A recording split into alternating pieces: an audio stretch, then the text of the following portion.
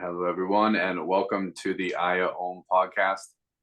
This is a conversation episode, and I have with here my brother, Vern Petty. And Vern is someone I've wanted to have on the podcast for quite some time, so I'm really happy that this is happening. I'm glad it aligned for us both to be here tonight.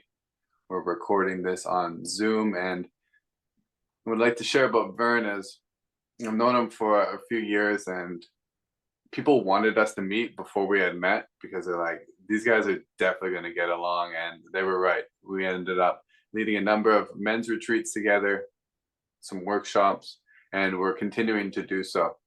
We're both individuals who have devoted ourselves to the spiritual path as well as the business path. Vern is a counselor, but we also share the field of coaching together, breathwork together, ecstatic dance together, many ceremonies together. I see a very fruitful future for both of us as friends, as brothers. So it's an honor to have you on the podcast. Anything else you'd like to share about yourself? You do a lot of really good work. Thank you for having me. And I just got brought back though to the moment we met. It was pretty hilarious. Again, I knew who you were. People had mentioned you and we'd connect so well. And I was doing my first authentic movement workshop. And it was actually at a festival as well. And you were there.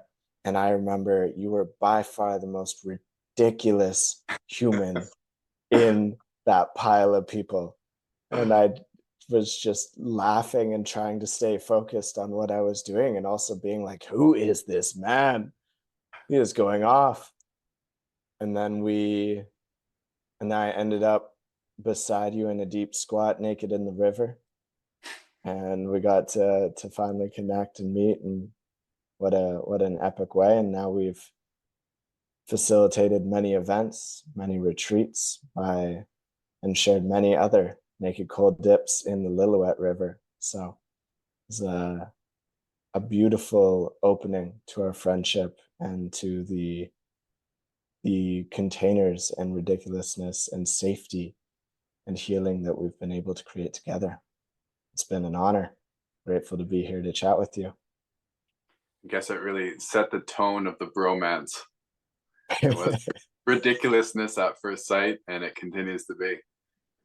And with that cadence of ridiculousness and holding ceremony together, which I feel has been really something I find cherishable growing up in a Christian home and having a way of practicing religion that didn't necessarily always have that cadence between playfulness and, I don't want to say spiritualness is seriousness, but the devotional aspect and the reverence can bring a tone in there, and you really embody those polarities really well as polarity work in masculine and feminine. And you're someone I look up to in the men's work field.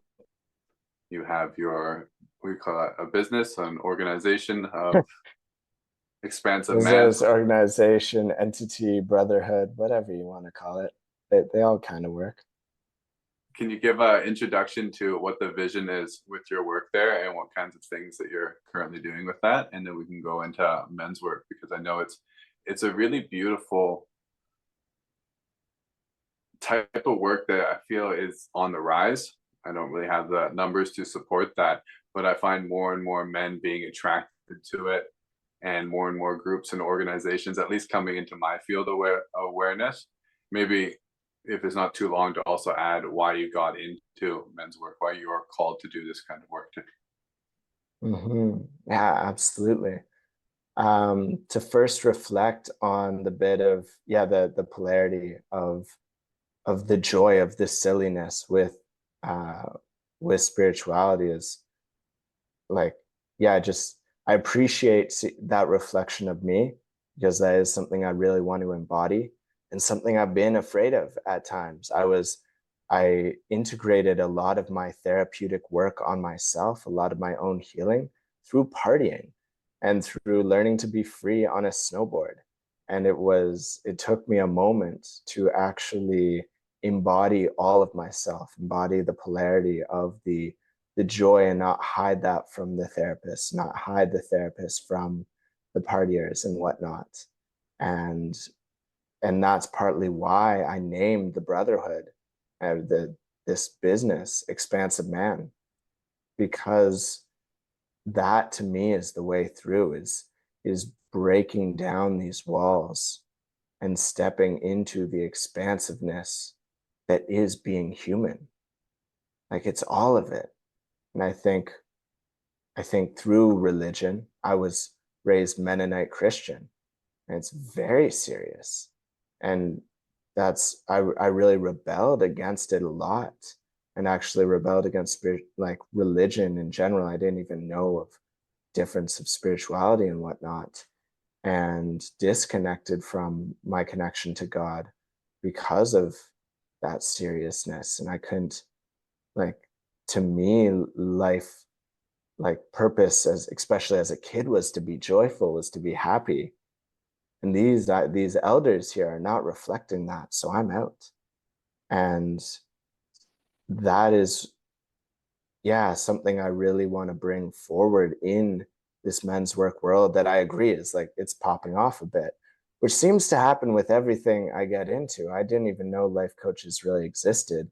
And I found out about it and I became one. And it felt like the moment I did, which is also the algorithm and just being in the world and whatnot. But it became a very commonly known business. And it's beautiful because for everyone getting into it, there's people receiving that service through it. And hopefully facilitators that are in integrity and being responsible to do their own work, as we know we need to. Yeah, I started men's work through finding out about Sacred Sons through my brother Eddie Martin Graham, and found out about it through him. And then my brother Hani started running a men's group. I dipped my toe in. That was a good experience. And then I joined Eddie's group, the Brothers of Light, and was a part of that and often in some level of leadership through it. And then I got trained with Sacred Sons and did some more online training as well, and steeped myself in a bunch of different organizations' retreats to get a feel for it, get more reflections, really see how I wanted to share it. And then I shared a few 8-week programs.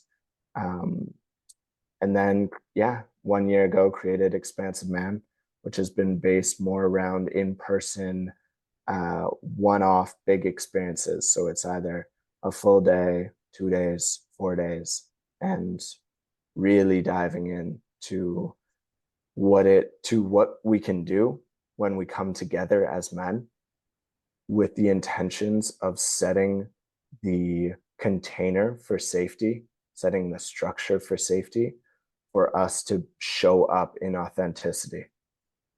And in that is where the healing can come, through the walls just crumbling all around, as men find their comfort in being themselves and are willing to be vulnerable enough to share all the pain and all the things that they're holding back from everyone, often including themselves. And really, that's draining. That's a weight that's sucking the life from them.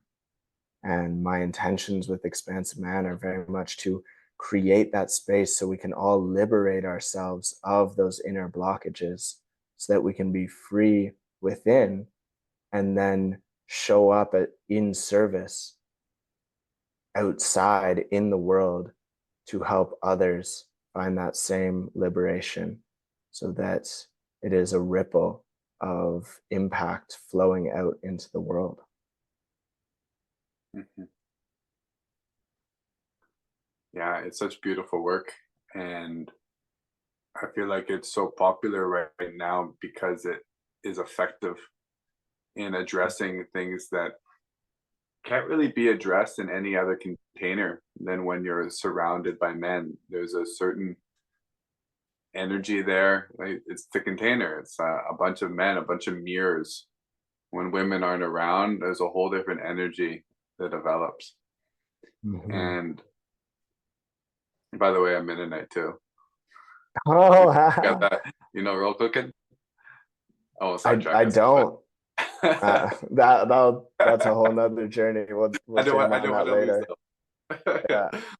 But yeah, the container of just men, like we all have fathers, and how foundational of a psychological piece for our development is our relationship with that father.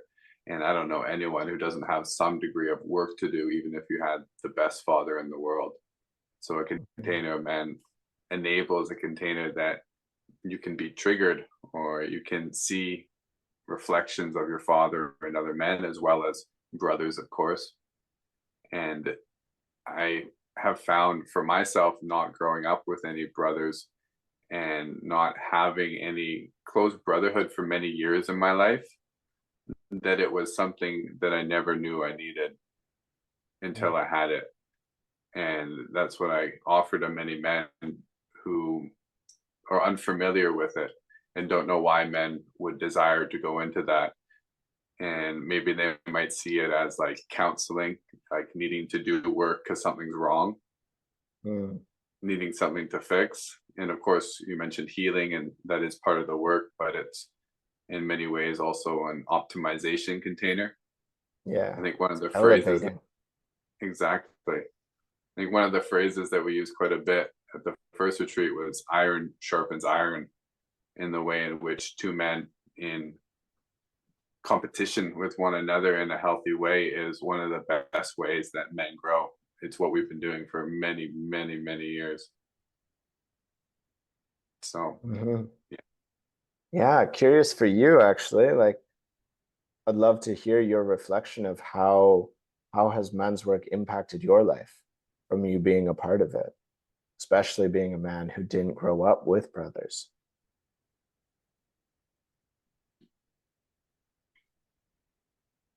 Would you count martial arts as men's work? Not men's work proper, but I'd that would. say totally, like, and in a way, right? That's part of what we do.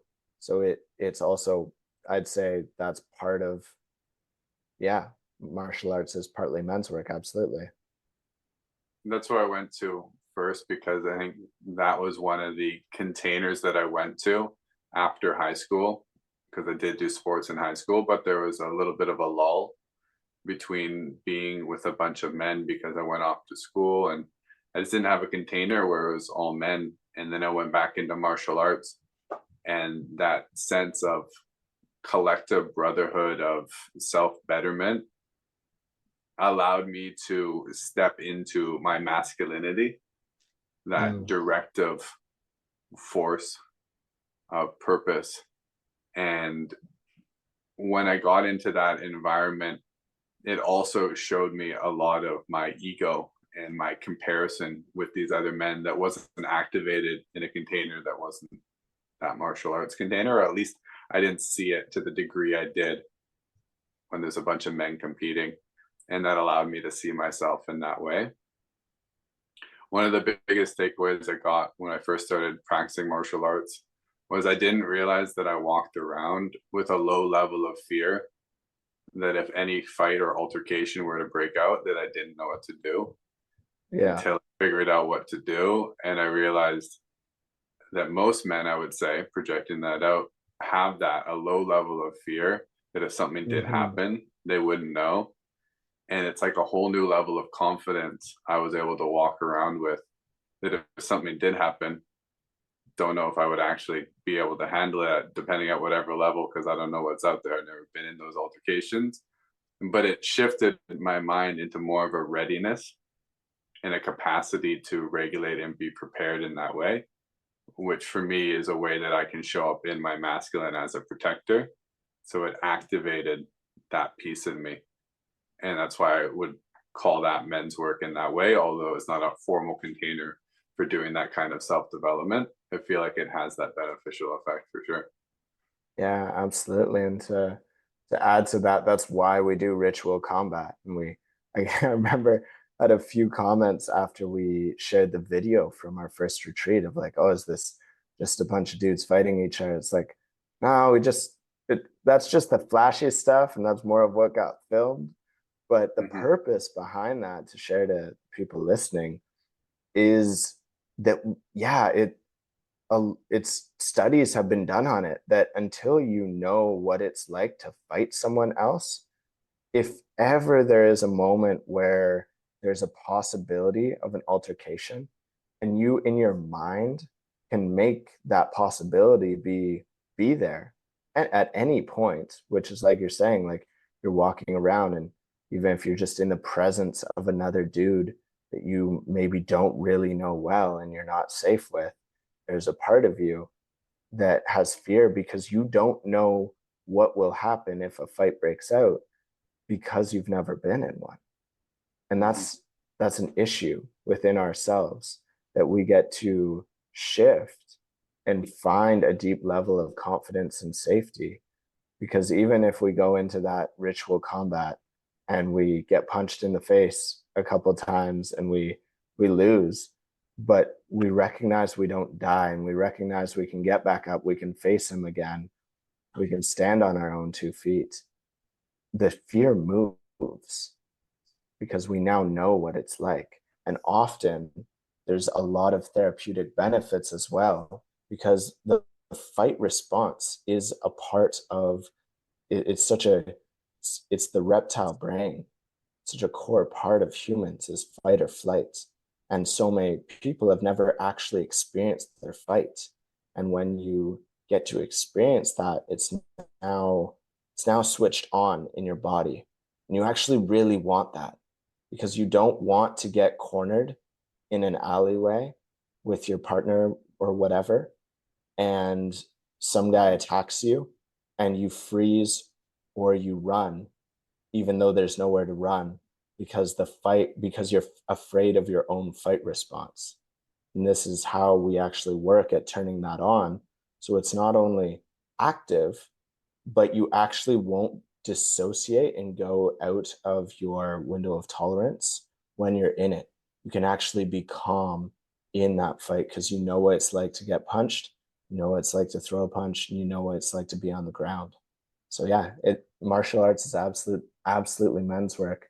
And that's beautiful. It gave you not only the opportunity to like move that fear, but to also find that your own judgments and your own competition and your own, it sounds like, fire of living a more ambitious and purposeful life too. And it's like a fundamental shift there between the discomfort that can come with fighting and getting a little bit pummeled, and the switch there is that it's pleasurable and that it's actually something to seek. It's like how we can shift working out from being a discomforting experience to actually being very pleasurable. And that fundamental shift can happen on the mat, wrestling with other men, but that transition as a ripple into areas of business, into areas of relationship, because it's a very fundamental mechanism of orientation towards pleasure and away from pain. And that's one of the most fundamental things that the Buddha taught, and it's very fundamental to our conditioning. And the overriding of that gives that primordial energy, and it activates it in a way where we can use it for our conscious will. Same with, I find, the activation of the inner beast that we all have, that animal you're talking about with the fight or flight. It's like we all got a cage beast in there. Most people don't know it, thankfully, because it's never had to come out. But in certain circumstances, it can come out. Doesn't mean we have to actually get to the point where we're in survival, but just that trigger in the brain. And when we know our beast well, we can shine a light there. And that process allows for confidence in ourselves, that we can meet ourselves in those places and know that the perceived dragons within us are actually a power within us. Yeah. Is that it? Yeah. It is powerful. And it's And it's knowing that beast, so that beast doesn't take over, but we can actually channel the energy of the beast. And and that's what we do, and that's why we get all the way out into the forest to do that work, because it's creating the container, it's creating the spaciousness for us to get back to our primal power that we all have within. I love what you said about pleasure as well. One thing I've been really focusing on lately is aligning my schedule and my day to falling in love with the process. If I look at my day laid out and I'm like, oh wow, this is a lot, and maybe I could do it, maybe I could be ambitious, but I can see that it's going to likely wear on me so much because I have so many calls or whatever it is, and I probably won't enjoy it as much. I'm going to make adjustments and make little breaks or make primers, put them in there to keep recalibrating me to pleasure. And it's such a powerful teacher of that, because that is the ultimate challenge, is fighting, really. Like you're simulating something that can go to the death. And when you can find the play in that, it makes it easier to find the play in all other aspects of life and use that as the anchor. It's like, oh, my anchor is I'm going to play. Like my work is play. And if it's not play, I'm out of alignment somewhere. I've like pushed it too far, or I'm not in the right headspace. And having something like that, especially with challenge, right now with my injury, I can't do that. But even just having a practice of play in the day that isn't just something super easy, like you're trying to learn something new or you're in competition, can be such a beautiful practice for making your life, especially the hard parts, playful. Because we do better, we perform better, and we learn better, and we simply enjoy life when we're playing. Yeah, that's really beautiful. Can I ask you how you schedule your days? Do you have a very specific protocol as how you organize everything? Yeah, so the morning routine is a very dialed in thing. So that's just, I have a habit stack that goes wake up, turn alarm off, get in cold shower, brush teeth, go upstairs, do morning breath work, and then have my salts, lemon and apple cider vinegar water. And then from there, things can shift. And it's kind of, yeah. But what keeps me honed in is having most things in my Google Calendar, having that all lined out, but then also writing in a physical notebook. I have this epic thing that my roommate got me on. It's called Passion Planner, and just writing out my work, my like to-do lists with all the priorities, as well as where I'm scheduling them in. But that way, if I know if something comes up and I'm like, oh shit, this is going to take twice as long, I can just go, okay, what's the priority? Okay, I'm going to adjust the schedule then for the priority, so that I'm never getting to the end of the day of like, oh, I did a bunch of things, but my number one task didn't get done. So that's how I schedule my life. Beautiful. And what about your more long-term goals? How do you stay on track for those? Are they just included in your day-to-day, or do you do like semi-quarterly check-ins with that? Yeah, so I'm doing it more and more and more. Tracking has become, I'm really recognizing that tracking is one of the greatest skills of top performers, and organization has been a deep focus of mine since I moved into this new home, got rid of over half my stuff. I even changed the way I folded my pants the other day. I have a sister that's an incredible minimalist. I got her to come over and check out my setup, and she was like, wow, everything's amazing, but can I show you how to fold pants differently? Hell yeah. My pants are folded in a way now that they won't wrinkle because they're softly folded, and I can see every single pair at once. And like 20 pairs fit in one drawer. It's crazy. Dude, I'll organize your pants next time I'm over. Please do.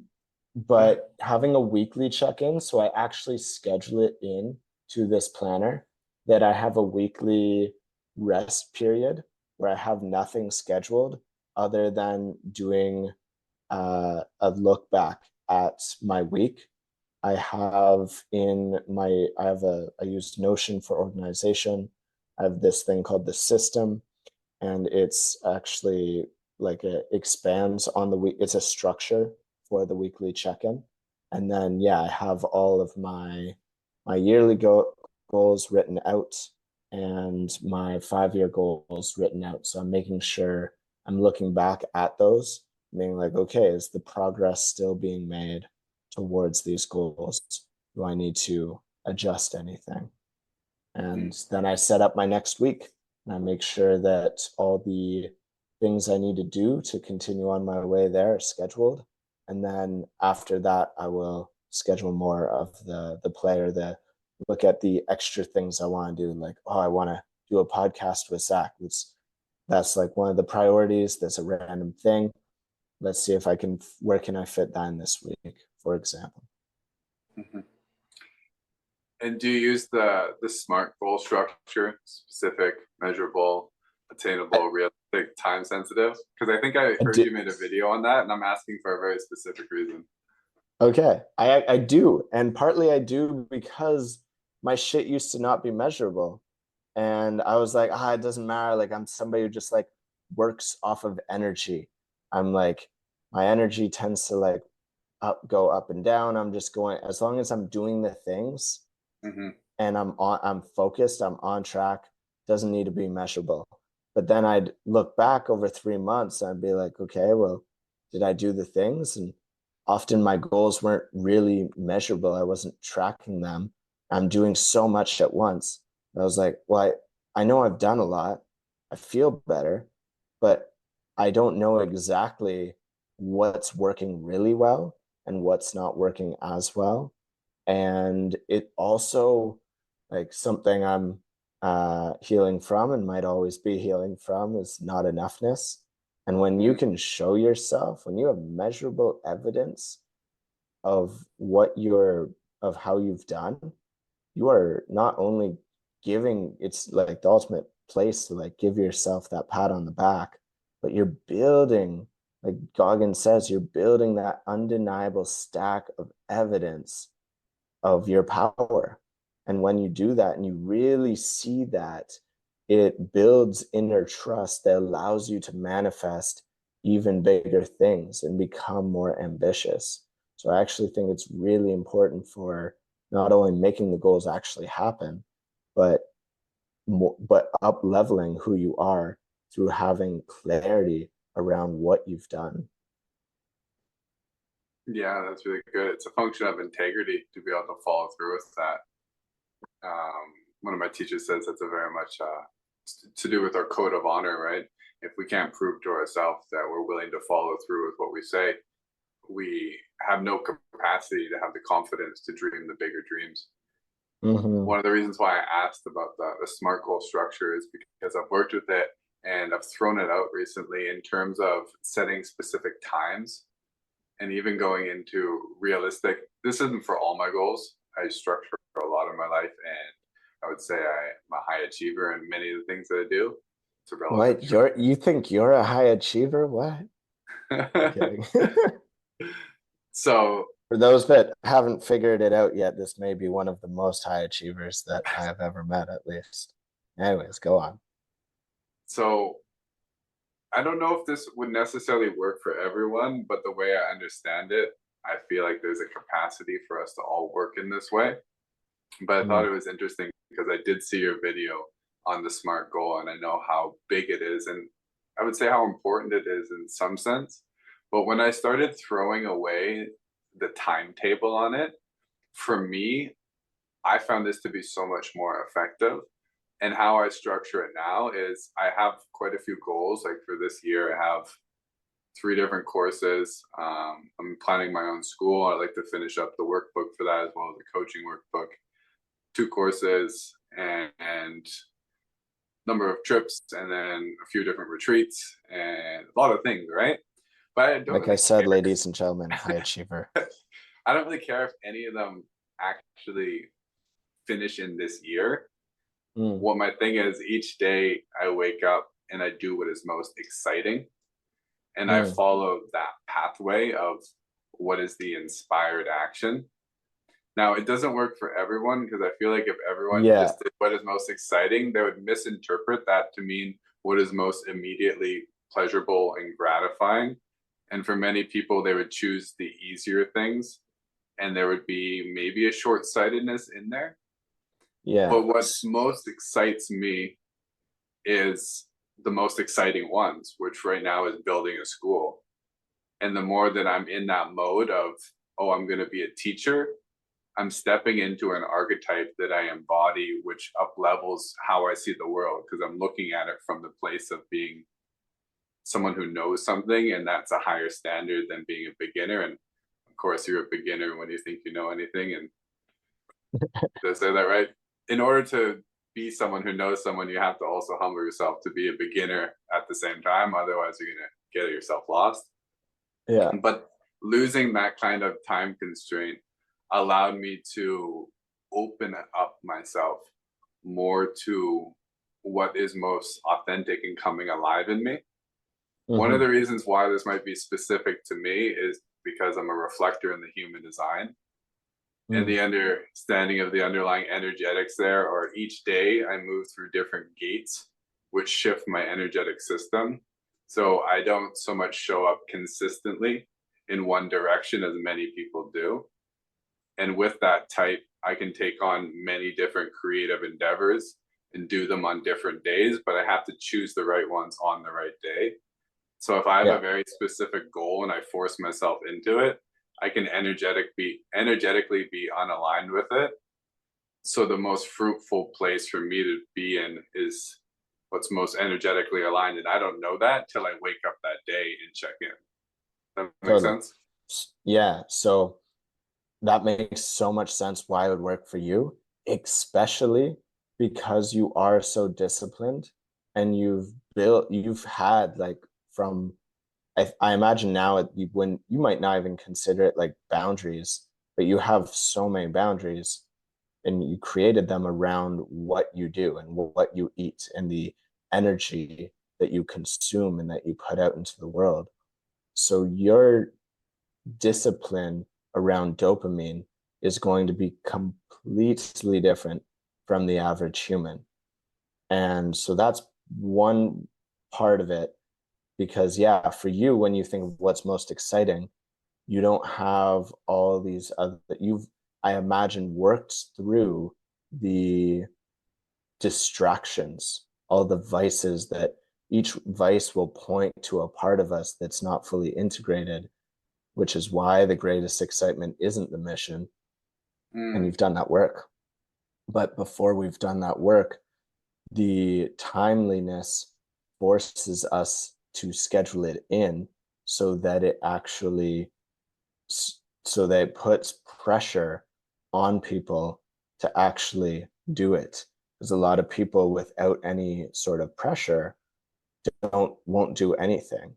And putting that pressure, that whether that's with from accountability partner, from your boss, from society, because you got to make money and pay rent, from the like there's a lot of pressure to look good, to make money, to feel good, all the things, and those actually result in needing to do things in a timely manner to get anything done.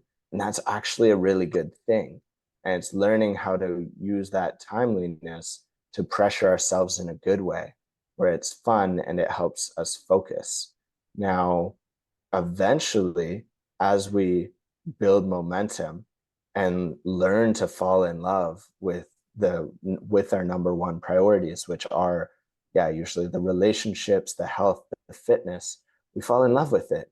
All the vices just fall away. And that's one thing I really invite people to recognize at the start of their personal growth journey is it just keeps getting easier in a lot of ways because you build tools, but you also build the muscle. Like working out is the hardest. Usually not day one. You have some like level of gusto. It's day two when you're already sore, you're coming back, you're like, holy shit, there's no results, obviously. And that's the hardest point. But once you've worked out for 3 months, you love it. Like I love it. Won't speak for you. I fucking love going to the gym. That's a great part of my day. It's exciting. I love coaching. I love writing session notes, even. I love this whole process. I'm learning to love things like making graphics for events and finding the love of that because I built that confidence. I built that unconscious competence with these things. But until we're there, I think the timely is really important. Now, and another reason it doesn't affect you is you don't have a boss or a partner that is needing you to meet deadlines. And if you did, it does matter when, because like, for example, if you're like, oh, it doesn't matter to me exactly when these get out, it'd be nice to. But if you have a contract riding on that course getting out, even though you don't want to be filming that course nearly as much as the other things because it's not in your natural energy, you'd kind of be forced to. So you've actually really built and architected a life that really fits your energy, which is beautiful. And that's incredible. And the last thing I want to offer though is for people who resonate with Zach here of like, oh, my energy really fluctuates. I want to do different things on different days. I'm with you as well. I've also architected a life where I can do that for the most part. But what I offer clients who don't like the idea of just creating their schedule, having it like a hard set, I'll have different work like periods. So it's like they'll have a self-care period, but it's not just do anything during that time. They have a list of things that they can do. And and so that in that time isn't like watching YouTube, something that will give a lot of dopamine, that would probably be the natural form of excitement, but they know they need more rest. And then they'll have the work period, and the work will have, there'll be a list for that, for creating whatever it is, creating content, booking clients, making sales, whatever the job is. And then there's like relationship time. And by tuning in on the day of, and they know how many blocks they need of each thing in a week to be in alignment, they can tune into what they need, but they put these blocks in that still have the boundaries of, it's not like I'm only going to do this one thing, and you get choice, and it's like, oh, I can do one of these 5 things, and they'll require different energies, but they're all for work. So they'll still get me towards that same goal in a timely manner, but it allows a little bit of flexibility as to the actual action so that we can align it with the energy. Does that make sense? Yeah, it makes great sense. Yeah. What I'm receiving here is the beauty of coaching and how individual and unique we are, multidimensionally, energetically, how we work and show up, and how a good coach can identify those patterns. Like you can witness me and understand a little bit about how I operate, and you can offer advice that gives me a reflection that I can't see within myself. And a good coach can help us to offer themselves as a living example. This is one of the reasons why I love the fields of work that we're in, whether it's men's work, coaching, breath work. We have to be living examples, and it's through our personal growth and our evolution that we maintain our integrity within ourselves, that we can show up in this way. But it's also the give and receive of working with anyone. Like we were chatting before this, just going back and forth with you is so rewarding because you're embodied in what you do in a developed and devoted way. And it's much different than me. But as a living example, it offers a light, and it even offers me a reflection in your difference of who I am. And I'm like, oh yeah, this is the way I am because of this. And I didn't clue into all those pieces about, oh, I can do this because XYZ.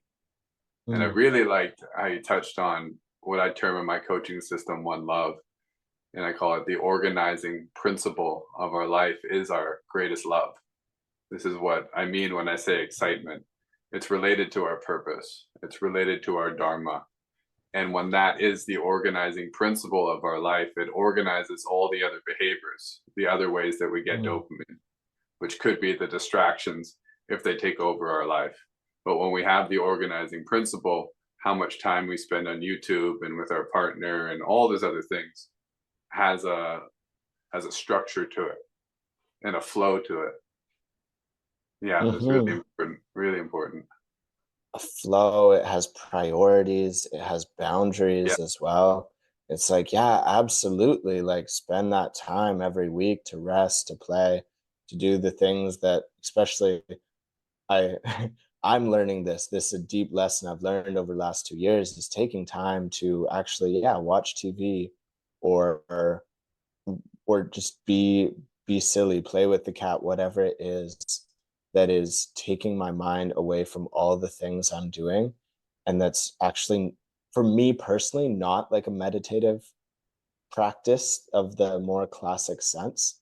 And it's Mhm. giving my like inner child that just wants to not have anything timed out or not be trying to focus on anything in particular, that time to rest. But I have boundaries on that. So it's like I give myself so much time, or maybe it's based around energy. As soon as that cup is full or that time is up, we're back to the path, whatever that is. And it all finds a natural flow in when we prioritize our values and prioritize that mission and what we're going for in life. Yeah, something yeah, to speak on coaching and how valuable it is when a coach is person centered. And that's something that isn't a guarantee in coaching. In therapy, it almost is now, which is great. A therapist only has an agenda towards like emotional expression and the client being able to, yeah, it's self-discover essentially. And with coaches, sometimes coaches are really trying to drive someone towards something. And my intention in my coaching is to be a light of someone who is fully embodying and doing the best I can to live my best life, to live my own unique design, to live my own unique gifts, to share those so fully with the world, to love so fully. And it gives that permission slip for them to do the same, but in their own unique way. And so much of what I do is just helping people find the tools and the systems that work for them. It's like, not do not copy my life. I have designed my life meticulously for my specific being. We're going to co-create your what's going to work for you and work for your unique healing, for your unique trauma, for your unique gifts and ambitions, so you can live your ultimate life. Mhm. Which is why most coaching systems get at our underlying beliefs and value systems, because that's who we are. We may think we're our actions, but our actions are coming from deeper subconscious patterns, which are the belief systems and the value structures. And helping a person to identify those gives the coach an idea of who they are at that fundamental level. And then it offers a very unique way of offering them space to show up more and more as that, because we inherit a lot of value systems, of course, through our conditioning, and they may not be most representative of who we feel we are, our true core essence of how we show up authentically. So yeah, authentically. Authentically. Authentically. Yeah, man. And that's it. It's like recognizing the core beliefs, where they come from, like what is the truth of where those programs originated from, and are those in alignment. And what I love about what you do, what I do, what Damien does, like men who are can coach and also work with the emotions, with the energy of the past somatically, is like, if this isn't in alignment, let's clear it. Let's go in there and actually give this your energetic body the opportunity to open and feel what needs to be felt, to create the space for the new energy, for the new story that you want to bring in. And through creating the space for them to really discover who they are today, who they want to be, who they want to be the embody, who they want to embody, what is their vision, and bringing that backwards to the core beliefs, winding it down to the basics. You can create a new core belief and nurture that. And it starts as a seed, but through aligning, one of the things people I think really struggle with is like, oh, like I have to just tell myself this new story all the time, like write on my fridge, do affirmations. I'm like, that's the slow way. The real way is align your actions and your feelings when you're in those actions to this new seed, and it will blossom so much faster. And the old one won't have any, if you don't put actions towards it, even if it's a big plant, even if it's a tree with no water will still die. It will still wither away. A tree will take longer than a bush, but it will still die. And we can completely change the belief patterns that we're running on to be aligned with who we are when we align our actions to who we want to be. Mm-hmm. Our belief systems, like the stories we live by, have a momentum behind them. And I once thought about it. I was like, how many repetitions does it take to integrate a new story? And I was like, well, there's no set number. There's just a certain amount of energy behind the old story and the empowerment of the new story. If you can put enough energy behind that, you can shift in a single moment. And we do that. We show that to the world by our action, by our embodiment of that, by our trust with that. And as you were talking, I was seeing a vision of some of the work that you did in the men's retreats that we've done to help bring people through very embodied actions to complete pieces of their past. Would you mind sharing a little bit about some of the work that you facilitate? Yeah, in that regard, so we do in men's work, we have the opportunity to process people and do what we'd call, in my like counseling school, I went through a TRS, a therapeutic release session, where we're actually recreating a situation. And sometimes we're not recreating the situation, we're just allowing the man to get really attuned into the feeling. But to give an example of where, yeah, we're really recreating it, for example, say a man was bullied. This is quite a classic one I've ran many, many, many, many times. Is say a man was bullied as a kid by a lot of people, and he always felt very small. We'll get him to actually, we'll get all the men to come on one side and make this essentially crowd. And usually myself or one of the leaders will be at the front, and we'll start calling them names, and we'll talk about the story first. We'll get specific on like, what names were you called? What really hurts? We're actually trying to trigger that hurt, because the same way in life, when we get these beautiful triggers, it's an opportunity to go through it. It's like, we're actually going to intentionally trigger you and give you not only the tools to feel that, we're going to give you the opportunity to shift how you showed up in that. So often, especially with bullying, we never got to say our piece, or we never got to fight back. We never got to say what we really felt. And we still are playing these stories out. I know I did this for years after I left school, playing stories out around these kids that I still had all this resentment with. And so we will yell, we'll call them names, all the things, and it's incredible. Usually it's like the one the one phrase that they told us about, once that one gets sparked, you just see their vein twitch, and it's like, oh, they're there, they're 12 again. And you keep going, and all the emotion builds, and they're right back in the spot, but they have the tools to breathe with it. They feel it, they let it come up, and then we provide the space for them to, if they need to yell and say what they need to say, they do that.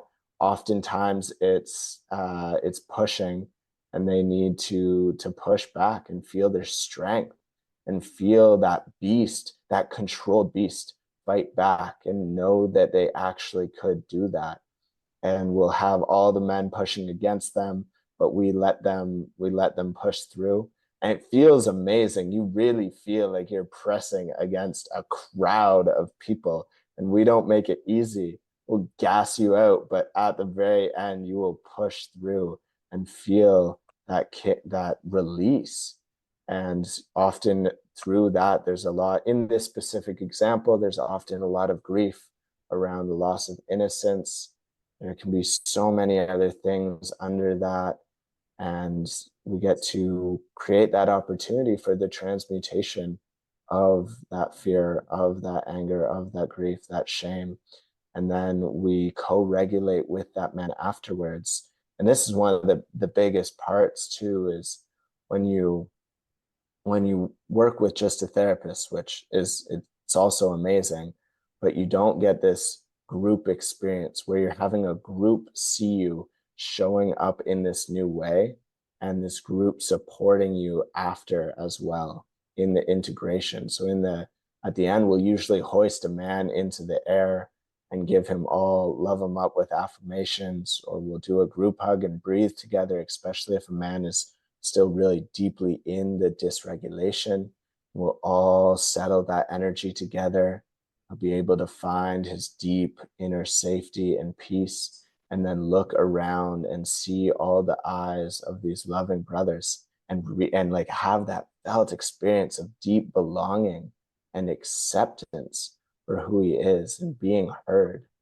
And in that moment, it's not like that whole traumatic piece vanishes and all the stories with it go, but because there's so much energy there, there's so many eyes, there's so many reflections of this new story. It's not just a seed, you are like planting a plant in this garden, and you're really chopping out a huge hunk of that other one. And it's creating accountability, because all these men now see you in this new way, in the thriver. You are no longer playing the victim.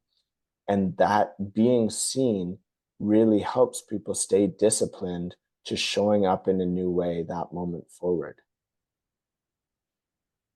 Got goosebumps listening to that. It's that momentum of energy, and it's so palpable to everyone there. It's so beautiful to witness people coming into their power in that way, and you articulated it really well. But the science of it is so beautiful, is that we can go back to the exact, in some sense, chemistry of what was happening neurobiologically, and revisit that in the nervous system. And we can repattern that psychotherapeutically with a new meaning, a new energy. And that story can completely shift, as you said. And especially when you have a container, as we do up there, with multiple days of ceremony and work, the amount of momentum behind it, it's such a powerful thing. Yeah, this is something that, as you're saying, like one-on-one therapy work has a lot of benefit, and it has its own medicine in that way. But this kind of group work has so much value. That embodiment, yeah, is something very special. And I'm not sure how much you've read into the shamanic dramas that used to take place, but a lot of shamanic work in many indigenous cultures was this ritualized drama, and they would go through various different dramas within the community to reach certain endpoints. And I'm not sure if it was anything like this, but I've heard some stories when they would go off to war, the warriors would come back and they'd ritualize the war, but in a dance form. So instead of Mm, going into the fight, they would go into joy and ecstasy to complete what they didn't complete there in a good way, in the safety of their mm, community, with the support, with the festives and the eating after. And that would mm, integrate their experiences out there, but they would have many healings in a similar vein, where it would be a completely ritualized experience. And we do this in psychotherapeutic work, not stuff that I lead, but where individuals will embody somebody's father or partner or someone who's passed on, so that mhm. individual can go through that work together with them. And yeah, did you know about that connection with ritualized drama and shamanic work? No, that's beautiful. Yeah, that's really cool. Another what it was when I got into therapy school, I had no idea I was signing up for an acting class as well, but holy shit, it was one. I have played so many crazy roles that I'm just like, okay, we're doing this. And it's actually healing to play it as well. There's other cultures that when their men would come back from war, they wouldn't get them to reenact, but before they were even allowed in the village, like the village would even like stay in their homes while the warriors came back so they could not see anyone before going straight to the temple. And Mm, they'd be fed aphrodisiacs and psychedelics, and then be loved up by goddesses whose role it was to actually hold these men and love them and sexually love them, sensually love them, motherly love them, whatever they specifically needed to be able to process the trauma, so that when they left that temple they were coming back as men of love into their village. And yeah, just another way of how cultures of old knew the importance of releasing, of letting go of what has been created within the body. And it's such a sad thing of how in North America that soldiers are treated and are not given the support. And it's PTSD became a thing of awareness through soldiers and through suicide. And mm. yeah, something to something that is thankfully shifting. I wanted to add a little piece to what you said as well before, because this is so important to me. I I did my studies as a counselor and started counseling, but I recognized there was an issue. There was a huge societal issue, and that was I had done the work and had such profound shifts, partly because of the potency of the actual therapy, but the group dynamic that was in that allowed me to to heal and to be through like the genuine connection, not just with someone who has a power dynamic within the relationship. And I realized we don't have that in life. And what we need is, yeah, to have that therapist, to have that coach, but we need people in our life that are willing, that want to see us change into our best selves, that want, that understand this work and want you to be in your power. And so few of us have that because so many of us are projecting our fear of others being in their light because we're afraid of being in our own. And that's why instead of diving into my private practice, I took the time to create Synergy Ecstatic Dance. So I was like, we need a place to dance and be free, that there's no alcohol, there's no drugs. This is actually just about being free and being liberated. And then I created Expansive Man because I was like, I need men when they go to therapy with me to have a place where they can integrate beyond that, where it's not just one-on-one. And now that they're both here, I feel so much more excited in my own private practice, because I also know lots of other communities like the kirtan community, for example, for people to go to, where you can also find this safety, this acceptance, liberation.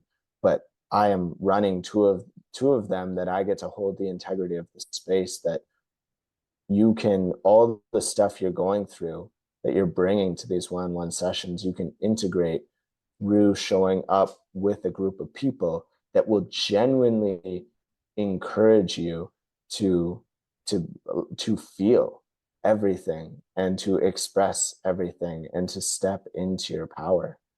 I think it's so needed in our society. And what I'd encourage people is really check your own friend group, check your family. What are the top 5 people you're spending time with? And do they have your best interest in mind? Are they really encouraging you to go for your goals and go for your dreams? Are they welcoming you to change and shift as you grow? Yeah, that's Because really if they're beautiful. not, yeah, if they're not, that's why are you if you want to grow, if you want to heal, if you want to live a better life, then you might want to consider shifting those friendships or moving to new ones. Yeah, just wanted to share that. Yeah. Our communities, they help to activate, as the men's group does, as these big shifts, different aspects of our DNA. And I see for my own life, and I would wish this for many others because I know it's possible, because I see so many others doing it in the same way. Just as you've spoken to, there's a way to systematize our life that's so reflective of who we are, and having connection to communities. And I know we live in different environments around the world, but most people have access to a therapeutic community, a yoga community, a martial arts community. And for me, I remember at a time, some people were like, you got to pick a path. And I was like, my path is going to be to do all of these things in balance. And there's a very unique way of doing that that's organized by my highest principle that we've been talking about. Mm. And when we can do that, I feel like there's a balance that is struck that allows us to be in our potential. Because if I don't go to martial arts, I find this whole aspect of my being, this connection to my warrior, that archetypal energy isn't activated, and that affects my business. That affects how I show up in relationship. And learning what's available and moving past what is often an initial resistance, as you've spoken to with when you first start working out. But once that's gone, it will be the pathway of least resistance. And that's because it's activating momentum and energy, and it's a stimulus for our growth. So I see that as the future of our holistic health is not so much a way of going towards medicine as something's wrong, I'll go to the doctor to fix it, but having these preventative systems in place, or accelerating systems, where we can tap into so many aspects of who we are. Because I don't get the same healing from the men's work that I do in other circles. I just can't find it in that special way. And I feel like, as a human with conditioning that we're all working through, there's these major points of healing, as I've talked to about, like our father and our brothers, that when we do a certain amount of healing on them, it's not that we complete them, but if we haven't done that work, it's hard to have some of these more fundamental relationships, because our relationships with the father figure in our life is our fundamental relationship to the masculine. And unless we deal with that, it's like not dealing with our fundamental relationship with money. It's going to affect every single area of your life until it's dealt with, and it's going to continue to claw at you in conscious and subconscious ways. So I find that so essential. So Yeah, there's a lot of places could go there. One thing I really appreciate your balance of the amount of things you do. And I see some people who, in a way, I'd say have too many hobbies. They don't grow at anything because they're so busy doing everything. I'd say you're somebody that I think does a lot of things, yet you balance them well, and you can grow within all of them, and they all support each other. And I really resonate with that path I'm not just trying to become the best therapist or just trying to get good at this or grow this one business. It's like having this foundation, this powerful foundation, because I have so many pillars and I'm looking at all of them. I'm making sure I'm tending to my warrior pillar, my king, my magician, my lover. I'm tending to my finances. I'm tending to my family, my relationships, my connection to nature, my connection to rest. All of these things are there, and then they lift this foundation together, and then it's really steady. And then, but it's also, it all just works in tandem, and like you say, it just becomes the way. And event for me, it just feels like there is no other way. Like Yeah. the vices, the all the like it's so it's easy to pick integrity now, because at some point it just feels so, it just clicks that this is the way that brings me the most joy. This is the way that I'm being called to live by something greater. This is aligned with my responsibility. And it gives me a lot of, I toy with the word hope, but I think my faith is really is partly based in the 3D plane. At least my faith is partly based in seeing how fast change happens when we get all those pillars in alignment, and we come around other people that are on us, that are building in a similar direction. We just all amp each other up. We can see the weak points on each other and call them out, and not only call them out, but give them the tools to fix that weak point, Mm-hmm. accelerate that growth. And that's what men's work is this huge pile of mirrors. It's all these reflections of how we can do life, and in that we find the ways we can do it a lot better, and are supported in doing it in a bigger way. And on the virtue that we're going in the same direction of service towards uh, a harmonious humanity and a harmonious connection with Mother Nature, which I believe we are. I believe that is very much being called forward of us, and that anyone who does a deep level of this inner work finds that connection, that we're going to be able to, just the oh, what's that? The word for that, the exponential growth of that is just incredible, because it's this melting pot of wisdom coming together and filling all the cracks of unknowns, and heating up the fire of believing that we can do it, believing that like we can create real change, and reflecting that we are creating real change, and that through that it will just grow and grow and grow, and we'll figure out the way as it does. Mm-hmm. Remember that conversation we had? Um, what's that place called? Not the Mystic Mansion. One of the group houses where we're like talking about archetypes, and you were mentioning that it's like, oh yeah, there used to be kings, and they would. That's not the archetype. That's their full embodied experience. They were a king, and then you would have a mystic who was just a mystic. We still have some of those, and we still have kings, of course, but so many people in today's modern world, especially in the West here, we're multidimensional.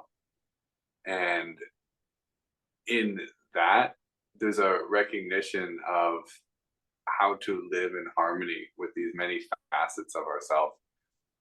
And I think that ordering and balance of that is something that is very unique to us, but there's a way to do it, and a way to do it really beautifully. Like, the reason why I feel like I work so well doing so many things is part of my energetic type, but it's like there's an intelligence there. Like, if you're going to learn 10 languages, don't learn one language a little bit every day. focus on one, learn it really well, and then learn the others and kind of bounce between, there's a certain level of understanding that like clicks over in the brain that we can build the kind of like the framework for learning languages, and then we can learn multiple. So like Yeah. I spent 10,000 hours learning breath work, and then I went to yoga, and then I moved to qigong, and then I do them all at once now. But I Yeah. spent a period where I obsessed over one and ate, slept, shit. All I did was did it as much as I could to build that in. I don't know how you shit yoga, but I do it. So the complete with an ohm.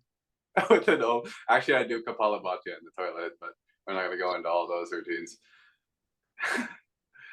So We can save that one. there's a real beautiful balance there. And Yeah. last thing I want to talk about is the upcoming reclamation retreat. I'd love for you to share a little bit about the intention behind it and what goes on there. Yeah. So the one, when do you drop these from the time they're recorded? I'll probably drop it within a week. Okay. So we'll be just going on the King retreat when this drops, but it's a smaller one. It's going to be a 2-day in Vancouver. If you happen to hear about this and you want to drop in, I'll be on the 10th and 11th. Reach out to me. But more likely, you're listening to this after. And what I'd love to share is about the Lover Retreat happening on, it's the May long weekend. So like May 17th to 21st, I believe, the Friday to the Monday. And it's going to be wild. It's going to be deep. And yeah, facilitated by yourself, it looks like we don't know the crew for sure, so I actually won't say all the names, locking those confirmations in today. But it's up 4 days in the nature of Mumsy, our elder, Sylvia Shanos' land, and there'll be sweat lodge, there'll be a lot of incredible food, and a 4-day men's container focused on expression and shame. And the lover archetype is the expression of eros. It is the expression of gratitude. It is all of our creativity is in a way flowing through that. And in a way, it's our connection to our feminine as well, our inner feminine. And the shadow of it is the dreamer and the addict. So it's the part of us that we're so focused in the future and in daydreaming about what we'd love to have happen in this life, but we're not actually taking the action to do it. We're not actually going out there and making it happen. And God, that was me. And it serves a purpose. It served my purpose during high school to dissociate from all the pain of my life and just think about snowboarding and skateboarding and things I enjoyed. And in that, it was a survival technique. But now we really want to step deeper into life. We got to turn those dreams into actionable steps and start living in the present. And then the other side of it is the addict that is so held down by their vices, is distracted and out of alignment, getting pulled this way and that, away from the flow of the river that actually wants to take place in their life in integrity. And so that'll be, working with the fear on both ends of what is holding us back from being in our authentic expression, our unapologetic expression. So working with our control habits on how we show up and how we hold back our love and how we people please. And yeah, it's exciting. We're going to be diving into relationships as well, particular, and how we can show up more fully in those relationships, and how we can bring our fullness into them and create deeper intentions beyond is programmed in from, oh, get married, get a house, have kids. No. Mm. What is it like to live in a relationship of eros, of really cultivating a deeper love? And so yeah, those are the bullet points of what we'll be getting into. There'll be work on all the archetypes. There always is, as like you just said. Yeah, there used to be people who just did one thing. If you were a warrior, everything was done for you for the most part, other than you'd stand guard when there's no war, you'd train, and you'd go to war. You didn't have to make these big decisions. You didn't have to have a vision for the kingdom. People told you what to do. You just had to know how to do your one mission. And so there'll be work on all the things, on all the archetypes to a bit, tuning in, activating them, but we'll be really going deep into the lover archetype. So if that interests you, or you think a man that you know would be keen on that, please reach out.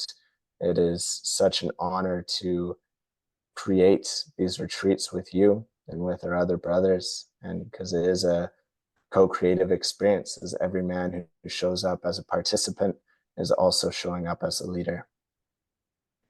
Really beautiful. Yeah, I'll have some links below if anyone wants to check those out. I'm really excited for this one. The lover is near and dear to my heart, especially the shadowy pieces. I was one prone to deep periods of fantasy in my life, as well as I've had a arduous journey with the addict, expressing itself in many ways, from sex to steroids to drugs, which were all habit pattern reactions and controls to avoid the one thing I was looking for, which was the love that I was looking to find everywhere else, but the one place where it was actually really, really begging me to turn within and see. And the land we go to there, as Vern said, it's in Saktine territory up the Inshucks, and it's somewhere I've been going for over 5 years and led over 10 retreats there. It's a very beautiful and sacred land. It's been cared deeply for many years. It has a lot of medicine in it, and the whole weekend has so much medicine, from the cadence, as what we're talking about at the beginning, to wrap it all around, a little bit of silliness and fun, and the deep work. And when you dance between those, there's a real art to going deep, because it allows for some playfulness, that balance of effort and ease, which creates balance in the weekend, and it creates a good container for people to drop in at various levels and to express themselves, find their authenticity. So these retreats have been really near and dear to my heart, and they've been something that I look forward to as we continue to grow them and see the work that men are doing. It really lifts me up, gives me so much hope for this life, so much hope. And this is maybe to answer my own question of why men's work is becoming so popular, and I do believe it is becoming more popular, is because, as we talked about in the episode, shamanic cultures use ritualized drama. Cultures around the world had a way of coming together in community that our society and culture in the West is developing and finding more and more ways to do that, to find healing, to empower individuals on their path of alignment and stepping into the people that they want to be as conscious and deliberate creators. And it's really an honor to work with you, Vern. You're someone that I look up to, and I'm inspired by the work that you're doing and how you hold yourself. And honestly, it just brings me so much joy to be able to do this work. So I look forward to it, and I'd love to hear what else you got going on to finish this piece off. What's going on in your beautiful life? Love you, brother.